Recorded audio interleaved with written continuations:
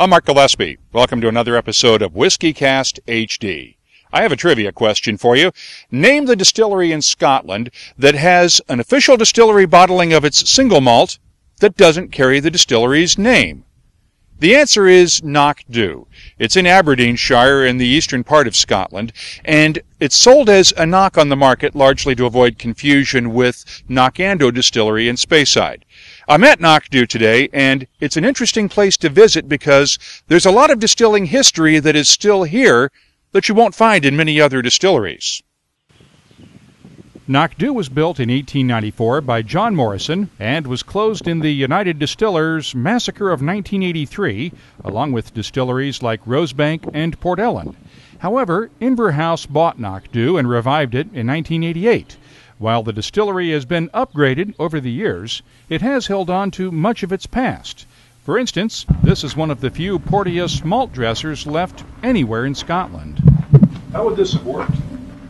Well, it's interesting screen. The malt is fed inside the drum with a motoring gearbox in this end, down this pulley, and the drum revolves very, very slowly. You can see the slots in the mesh. The slots be big enough to retain foreign bodies. We get pieces of straw, bits of wood, maybe things that come from the malting plant, maybe something that's been in the back of a lorry. The combs, the dressings would drop at the bottom, they'd be conveyed away by a screw. Just get rid of those. There's no fermentable extract in that, there's no point in keeping them. The dressed malt's fed along, drops at the bottom, and then via another wee screw into the weighing machine in the mill. Distillery Manager Gordon Bruce and the men of Knock have been trying to restore it during their downtime. Looks like it belongs in a vintage steam engine rather than a bit of distillery equipment. Does it still work? Yeah, it could still work. I mean, it was still functioning when we took it out. There's just better ways, more efficient ways of doing it these days. The malt dresser is just one of the artifacts that collected dust for years in the Knockdhu kiln room.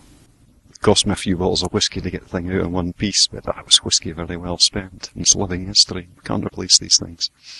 What are you going to do with this? Good question. We had it inside. We had it in the kiln for a wee while. We didn't appreciate quite how big the thing was till we got it outside. But once we opened up the back bits of the kiln, the wooden partitions in the kiln, they're just temporary. Once we get the back area cleaned out, tidy up the walls, do up the side of the hopper, flatten the partitions, we'll have a bit more space to play with. Museum come visitor centre come reception room. Once again, Knockdhu is unique in that it still has the original kiln. Most distilleries took their kilns out after they stopped malting barley on site. Knockdhu stopped malting in 1967, but the kiln survived, and it still works. Control the heat and the level of smoke passing through the green malt, the wet malt, and the mesh floor above us by controlling the dampers. Above the fireplace here with a baffle plate, we don't want direct heat going straight onto the drying malt and kiln floor, so the heat would go up, hit the baffle plate, spread out, we get a nice even layer across the whole floor of the kiln, which is above us. And also if you get any rootlets, combs, shoots dropping through the mesh floor up above, it wouldn't drop on the fireplace and flare up, it would just sit at the baffle plate up above. Labour intensive. Just need a couple of guys with big shovels just to keep the fire well stoked. Why did you leave it in place after everything was shut down in '67 with when the kiln was taken out of service? Well, we're really lucky that probably at that time they didn't need the building for anything else. It's common practice to take the kiln out, use the building for something else. Distilleries seem to be notoriously short of space for putting things.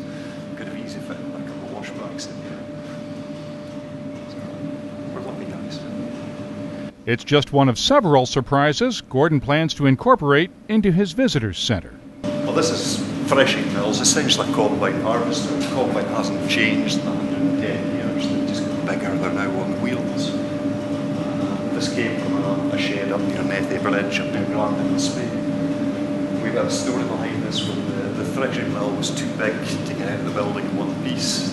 The owner of the building wouldn't let us knock the doorway down to make it bigger. So we had to photograph it, measure it. We took the thing to bits inside the shed, took it down here in the trailer, took it in here, and we managed to rebuild it. It's not in perfect working order.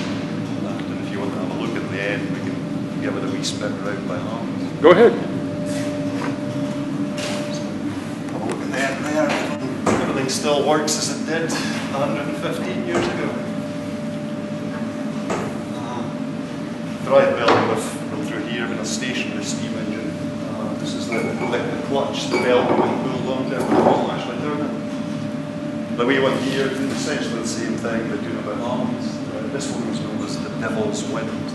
The farm labor would stand 12 hours a day, down the handle, you can see paddles inside that generate lots and lots of draft.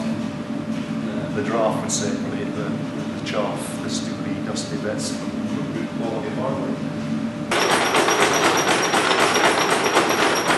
Farm workers thought these things were unnatural and burnt them, so very few survived. So they're lucky people to have one here. And then you've saved some of the distillery artifacts over time too, right? Bits and pieces have been, well, some bits and pieces have just been buried, buried in the pile of junk that used to be here. Nice things turn up now and again, like the old head plate for the casks when the distillery used the Glenlivet suffix, which is a bit of a cheek. In geography. Old barley bollocks, this came from the scrapyard in Huntley. Supposedly it was here 15-20 years ago. The distillery had a big clean out, a lot of stuff was put away to the scrap merchants. One of the guys that used to work here had the foresight to squirrel away one or two of these wee bits and pieces. So, drips feed these pieces now and again for whiskey. Whiskey's a good bargaining tool. What's this piece right over here? A distillery dog. In the old days, it was a way to steal whiskey from the warehouses. The dog would have a cork or stopper. There we go, inside the sleeve of the boiler suit, down the boiler suit and trousers. Taken into the warehouse, bung be pulled out, dog dropped into the cask, filled with whiskey, corked, taken home. That was the guy's nightcap. Rascals. The distillery manager's nightmare, right? It was part and parcel of the game. There was always a certain amount of repatriation of goods went on. As long as it wasn't being done for profit or being sold on, it wasn't being abused, it was probably most people would turn up a like that idea. The current men of Knock have slowly built up their collection. Gordon Bruce says he and his team are just custodians of Knockdhu's history, and they're trying to preserve it for future generations. A full-fledged visitor center at Knockdhu is still several years away, but the distillery does accept visitors by appointment. Call ahead, you might get to see some of this history in person. For more on whiskey, the people who make it, and cask-strength conversation, visit us on the web at WhiskyCast.com. I'm Mark Gillespie.